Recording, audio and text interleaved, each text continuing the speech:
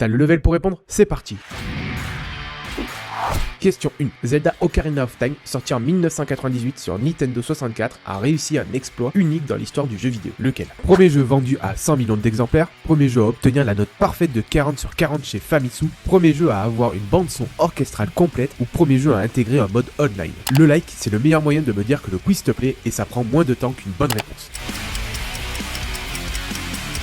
40 sur 40 chez Famitsu, le magazine de référence japonais, qui existe depuis 1986, n'avait jamais attribué la note parfaite à un jeu avant Ocarina of Time. Pas Mario, pas Final Fantasy, Zelda. Un record qui dit tout sur l'impact que ce jeu a eu à sa sortie en 1998. Question 2. Le nom Zelda donné à la princesse est un hommage à une vraie personne. Qui est-ce? La fille de Shigeru Miyamoto, une actrice japonaise des années 80, l'épouse de l'écrivain Scott Fitzgerald ou une héroïne de manga? Partage à un pote et commentez vos scores en commentaire.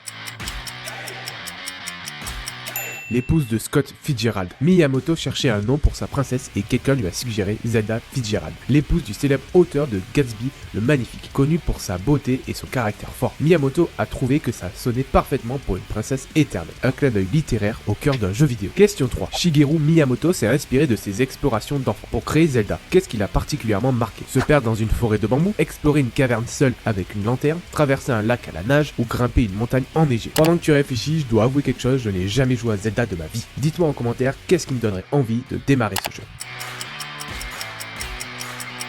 Explorer une caverne avec une lanterne. Miyamoto raconte qu'enfant, il avait découvert une grotte dans la campagne de Kyoto. Après avoir hésité, il y est entré le lendemain avec une lanterne. Ce sentiment de découverte et d'appréhension dans le noir, c'est exactement ce qu'il voulait faire ressentir dans Zelda. Question 4. The Legend of Zelda, sorti en 1986, a été le premier jeu console à permettre quoi? Le multijoueur en ligne, la vue à la troisième personne, la sauvegarde directe sur la cartouche via une pile interne ou un monde en 3D. Tu veux aller plus loin? Je stream aussi sur Twitch, Migo-8GG, on se retrouve là-bas. La sauvegarde via une pile interne. Avant Zelda, les jeux consoles ne pouvaient pas sauvegarder. Il fallait noter des codes ou recommencer du début. Nintendo a intégré une mini pile dans la cartouche qui permettait de stocker la progression. Une révolution qui semble banale aujourd'hui, mais qui a complètement changé la façon de concevoir les jeux vidéo. Allez, dis en commentaire quelle licence tu veux qu'on couvre la prochaine fois et on se retrouve demain pour un nouveau quiz.